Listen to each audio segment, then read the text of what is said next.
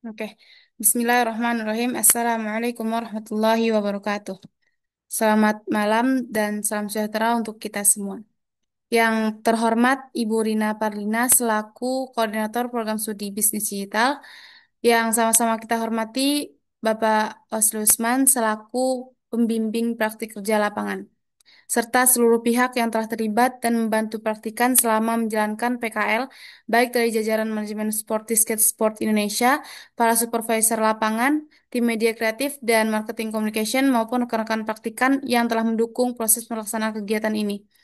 Pada kesempatan ini, praktikan akan memaparkan laporan hasil kerja lapangan yang telah dilakukan di Sportisket Sport Indonesia yang berjudul Analisis Peran Marketing, Communication, dan Kreatif Media dalam meningkatkan brand engagement dan conversion member Sportisket Sport Indonesia.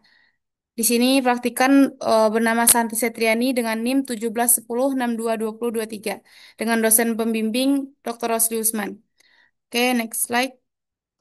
Adapun latar belakang dari PKL ini adalah program ini dirancang untuk menjembatani kesenjangan antara teori akademik dan praktik kerja nyata.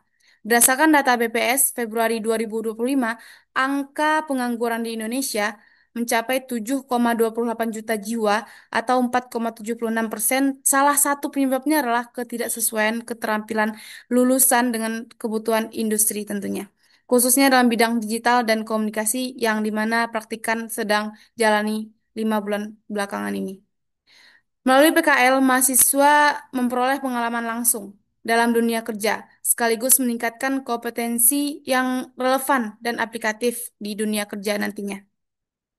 Oke, next slide. Ada tujuan dan manfaat. Adapun Adapun tujuan dan manfaat ini sangat luas, tidak hanya bagi praktikan tapi juga bagi perusahaan maupun institusi pendidikan yaitu Universitas Negeri Jakarta. Manfaat bagi praktikan adalah menambah wawasan dan keterampilan. Kemudian praktikan bisa menjadi tenaga kerja profesional, melatih kemampuan manajemen, baik itu manajemen waktu maupun tanggung jawab. Kemudian bagi perusahaan membantu meningkatkan produktivitas, kemudian meringankan beban kerja, dan mendapatkan ide segar dan inovatif dari praktikan. Dan yang tak kalah penting menemukan calon karyawan yang potensial, yang bisa saja menjadi aset jangka panjang untuk kedepannya. Dan bagi universitas, tentu juga terdapat manfaatnya yaitu meningkatkan produktivitas tim, serta meringankan beban, serta membuat mahasiswanya menjadi lebih adaptif terhadap dunia kerja ke depannya. Umpan balik untuk menyempurnakan kurikulum, evaluasi metode, dan materi pembelajaran, meningkatkan reputasi kampus di dunia industri, membuka lapangan kerja bagi khalayak umum nantinya, dan memberikan dampak positif bagi perusahaan maupun universitas ke depannya. Selanjutnya, di sini adalah tempat pelaksanaan dan proses kegiatan. Jadi, di sini terbagi jadi 3 tahap. Yang pertama, persiapan, di mana praktikan mencari informasi lowongan PKL secara online. Kemudian, tahap kedua, praktikan mengunjungi Sportisket Sport Indonesia pada Desember 2024. Kemudian, praktikan mulai mengurus berkas-berkas ke kampus. Dan akhirnya, praktikan diterima PKL di bidang marketing communication dan kreatif media di awal Januari, terhitung 1 Januari sampai dengan 5 bulan berikutnya.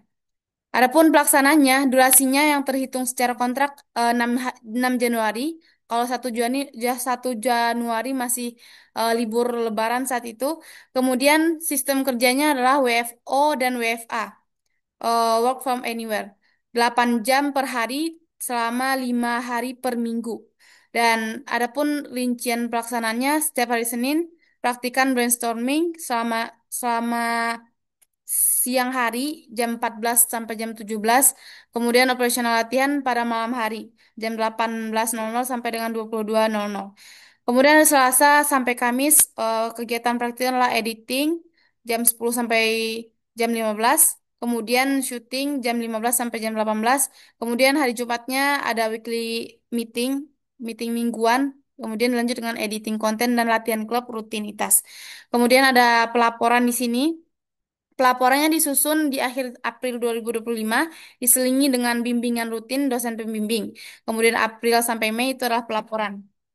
Nah, ini adalah lokasi dari Sportisket Sport Indonesia Official. Ada di Balai Rakyat nomor 6, RT 1 RW 9, tepatnya itu di Gor Pondok Bambu, seperti yang ada pada gambar ini. Oke, lanjut profil perusahaan. Sportisket Sport Indonesia memegang peran strategis dalam dunia olahraga sepatu roda di Indonesia. Didirikan untuk menjawab kebutuhan akan ekosistem roller skate yang profesional, terstruktur, dan inklusif. Mengusung model bisnis berbasis ekosistem terintegrasi yang terdiri dari tiga komponen utama, yaitu kepelatihan, platform digital, dan shop corner. Nah, ini logo masing-masing dari cabang-cabangnya. Ada klub seperti ini. Nah, yang praktikan masuk dalamnya adalah bagian klubnya. Bagian shop ini bukan bagian praktikan, platform juga bukan, karena ada tim tersendiri. Jadi praktikan lebih khususnya membahas tentang klubnya. Nah, di sini visi dan misi. Visinya menjadi tim impian yang hebat, menjadi tim impian yang hebat. Kemudian atlet coaching development team, digital concept, organize and socialization itu adalah misi dari Sportiskate. Dan budaya perusahaannya adalah untuk member kita memberikan layanan prima kepada anggota, untuk profit kita usahakan bisnis ini akan menjadi bisnis berkelanjutan dan berdampak nyata. Dan yang untuk humannya adalah potensi pengembangan karir dan kepemimpinan. Jadi semua yang terlibat dalam Sportiskate ini ada jenjang karirnya tersendiri. Kemudian sejarah perusahaannya. Jadi awal mula Sportiskate ini berdiri adalah atas dasar aware, kepedulian terhadap terbatasnya dukungan struktural terhadap olahraga sepatu roda di tanah air. Jadi ada seorang atlet yang memiliki perhatian mendalam terhadap dunia skating melihat adanya kebutuhan mendesak akan ruang pembinaan yang lebih terorganize. Jadi praktikan yang tempat yang sekarang magang ini namanya tuh mitranya Navian. Jadi Bang Navian ini yang menciptakan menjadi CEO dari Sportiskate Sport Indonesia ini. Nah, ini adalah SK pengesahan tanda keseriusan dari beliau. Kemudian transportasi logo perusahaannya dari yang awalnya masih di bawah naungan UNJ, kemudian bertransformasi lagi menjadi logo yang seperti ini. Kemudian bertransformasi lagi menjadi Sportiskate Skate for Everyone. Jadi skate-nya itu bukan cuma untuk orang-orang tertentu, tapi siapa aja bisa menjadi pemain sepatu roda. Baik itu cuma sekedar hobi maupun untuk prestasi. Nah, ini rakap dari waktu ke waktu untuk seperti skate sejarahnya. Dari tanggal 10 Oktober sampai dengan 30 Mei 2022. Dari 2017 sampai 2022. Jadi kemarin tuh adalah ulang tahun yang kelima Sporty Skate. Oke, lanjut struktur organisasi Sporty Skate.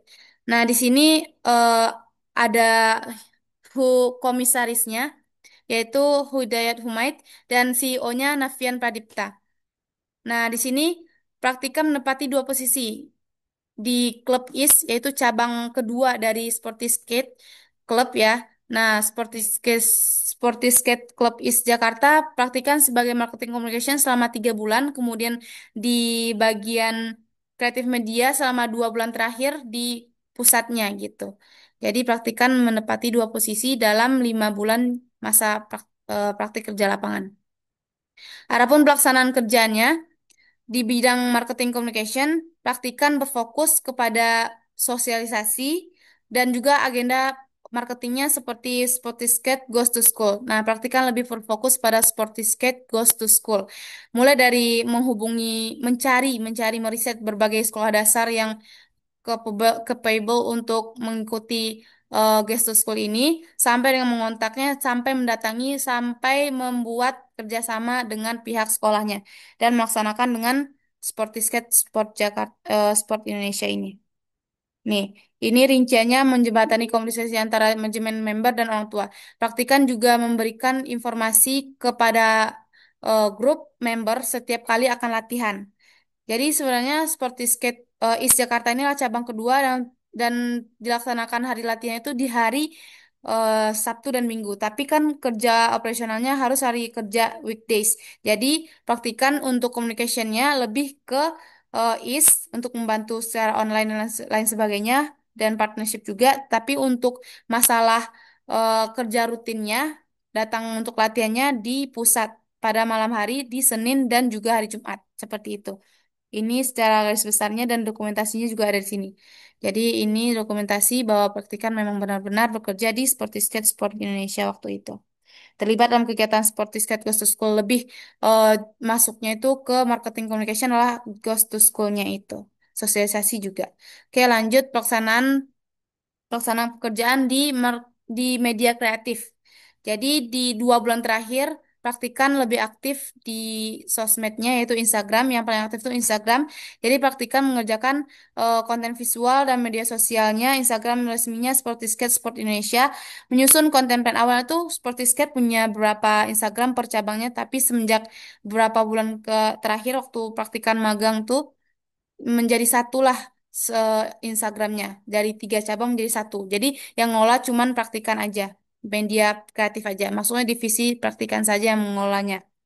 Nah, akhirnya setelah terintegrasi, makin banyaklah konten-konten yang harus praktikan buat. Ini adalah tempat praktikan menciptakan kontennya, mulai dari production melalui Canva untuk poster dan desain lainnya, Carousel.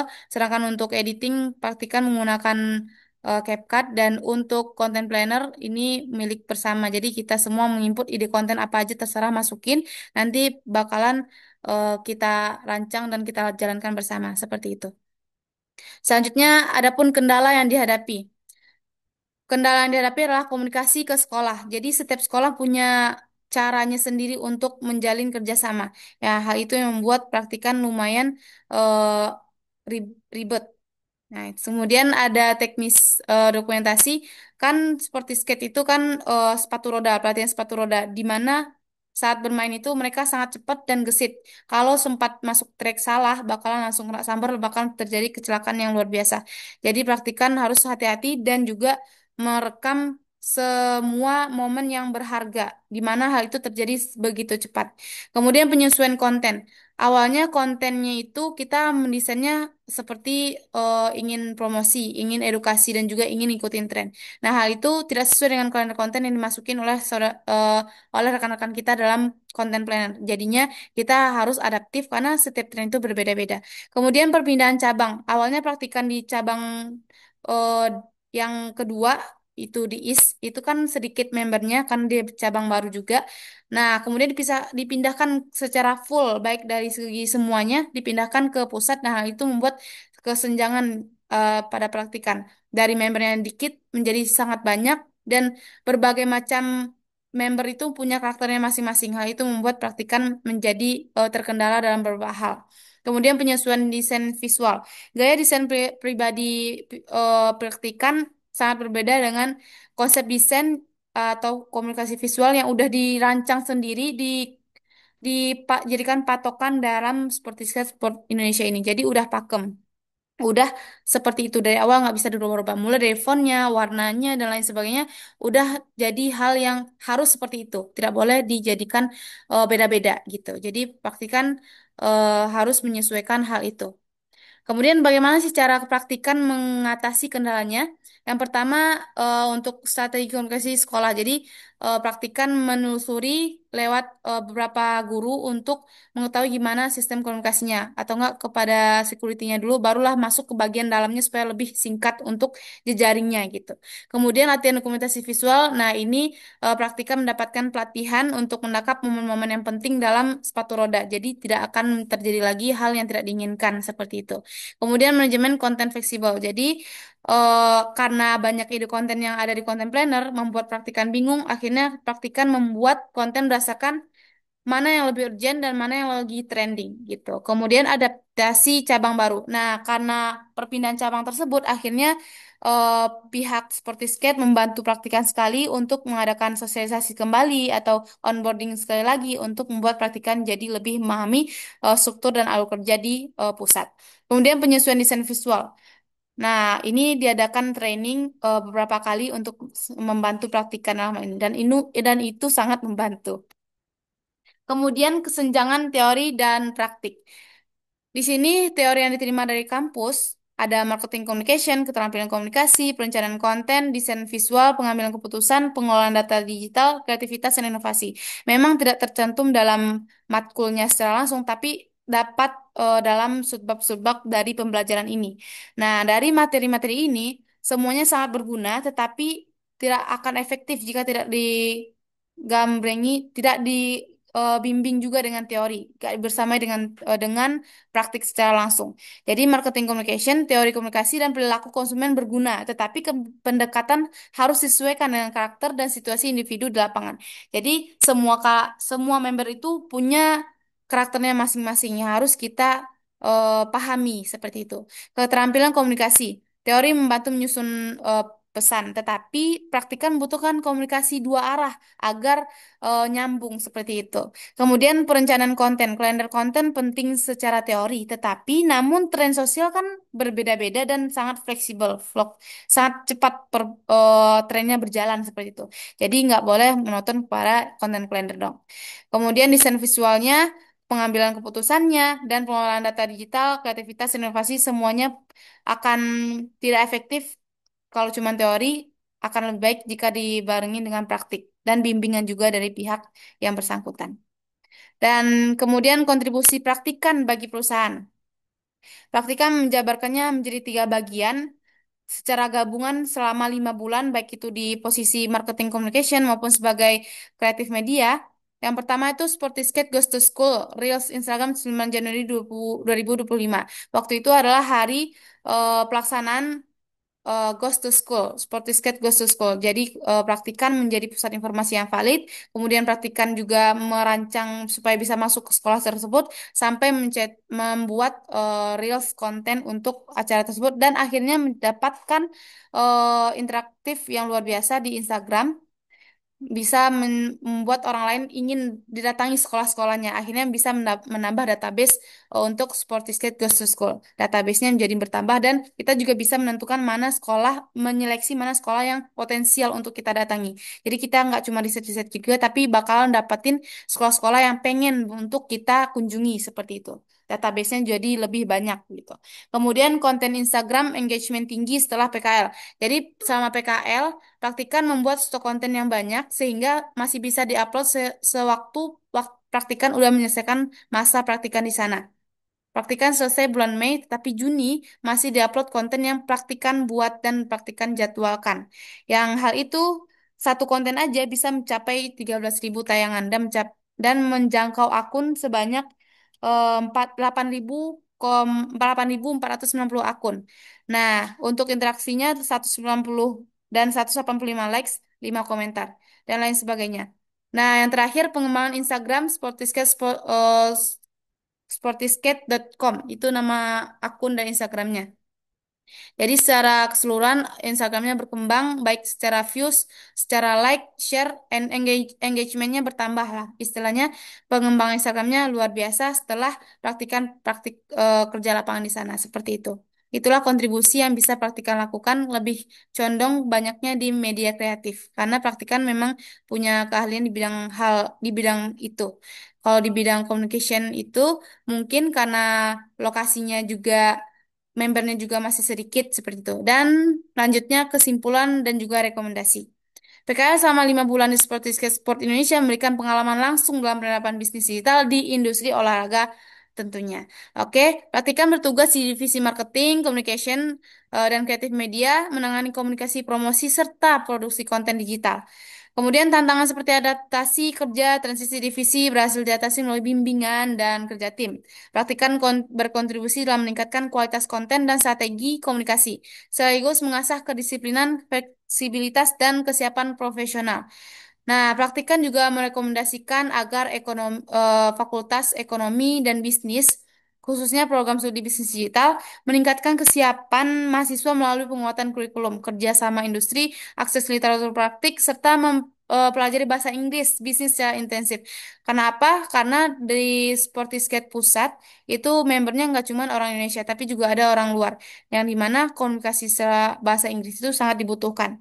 Kemudian sementara itu untuk Sportiskate Sport Indonesia praktikan menyarankan standarisasi konten digital berdasarkan segmentasi audiens, pelatihan internal rutin untuk tim kreatif dan marketing, serta pengelolaan arsip konten eh, yang rapi guna mendukung evaluasi dan strategi konten yang jangka panjang. Selain itu, Sport Indonesia juga saya praktikan rekomendasikan untuk mengadakan pelatihan rutin, baik itu untuk kreatif media, tapi juga untuk keselamatan semua teammates yang ada di sana dengan mengadakan berbagai training-training tambahan seperti itu. Oke, terima kasih. Thank you. Cukup sekian presentasi dari praktikan. Terima kasih atas waktunya kepada dosen semuanya. Terima kasih. Assalamualaikum warahmatullahi wabarakatuh.